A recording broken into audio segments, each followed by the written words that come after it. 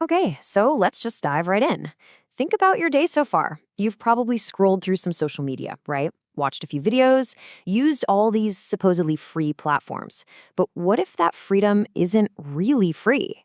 What if there's a hidden cost and you're paying with something way more valuable than money? What if your own data is being turned into a weapon against you? You've probably heard this quote before, but it is absolutely essential to get what's happening. If you don't pay for the product, you are the product. See, in this new digital world, you're not really the customer. You're what's being sold. Your attention, every single click, all that personal info, that's the real currency here. Okay, let's tackle the title of this section head on. Modern slave? That's a really, really strong phrase, and we need to be super clear here. This isn't about physical chains, not at all. It's about a different kind of control, something way more subtle.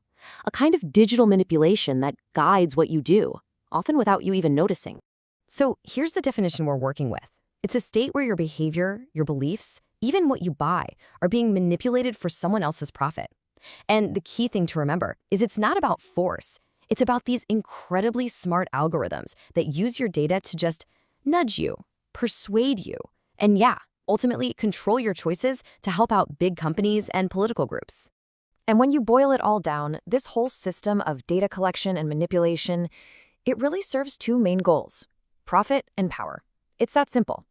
On one side, you have companies making just insane amounts of money, and on the other, you have this powerful tool that can be used to shape political outcomes. So first up, let's talk about the money. Let's dig into how companies are using your information almost like a weapon to completely take over their markets. When you think about these big online marketplaces, there's the promise and then there's the reality.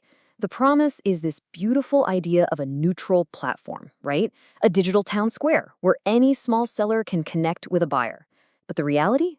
Well, it's more like a giant data collection machine that's built to give the house an edge that nobody else can beat. So how do they do it? It's actually a pretty simple and ruthless three-step playbook. Step one, the platform just sits back and watches. It collects all the data on what's hot, what products are trending, who the top sellers are. Step two, it pinpoints the most profitable items out of all that noise.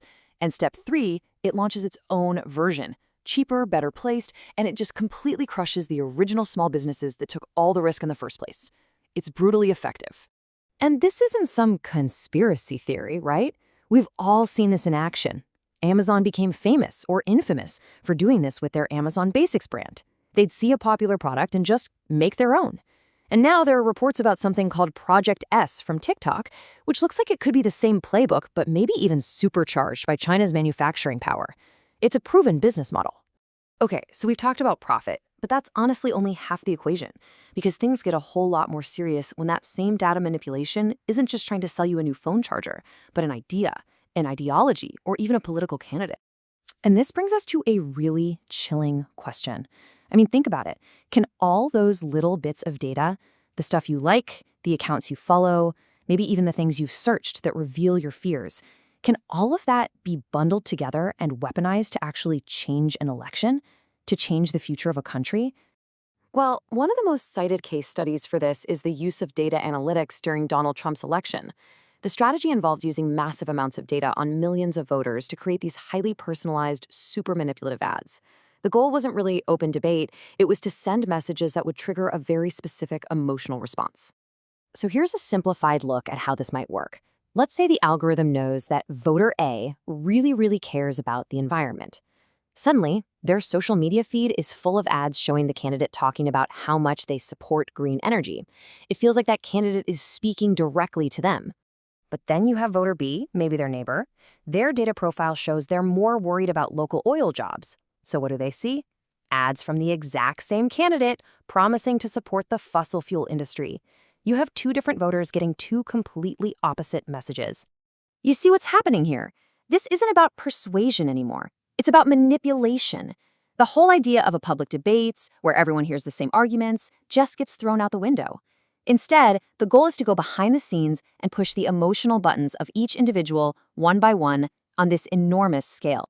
So I know this all sounds pretty dark, and you might be thinking, well, what am I supposed to do? Just throw my phone away?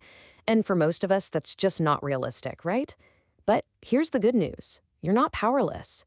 There are things you can do to start taking back some of that control. And breaking free doesn't mean you have to go live in a cabin in the woods. It's really about changing your mindset from being a passive user to an active, aware participant. And it all starts with these 3 simple steps: being aware, understanding what's going on, and verifying. All right, step 1, awareness. And this one's huge. We have all done it. You download a new app and you just click agree, agree, agree without reading a single word. But that's literally where you're signing your data away. So just pause for a second. At least skim the privacy policy. And hey, if it looks like a novel, there are AI tools out there now that can summarize it for you in plain English. Step 2 is all about understanding the business model. You just got to ask that simple question. How is this free company making its money?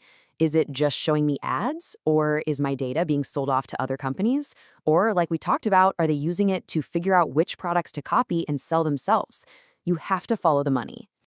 And last but not least, step 3, verify their security.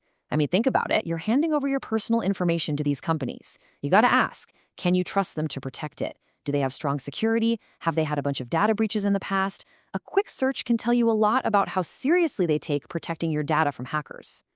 So we'll leave you with this final thought to chew on. People say data is the new oil. It's the most valuable resource in the world now. In an age that's completely run on data, it really comes down to one question. Who truly holds the power? Is it them or is it you?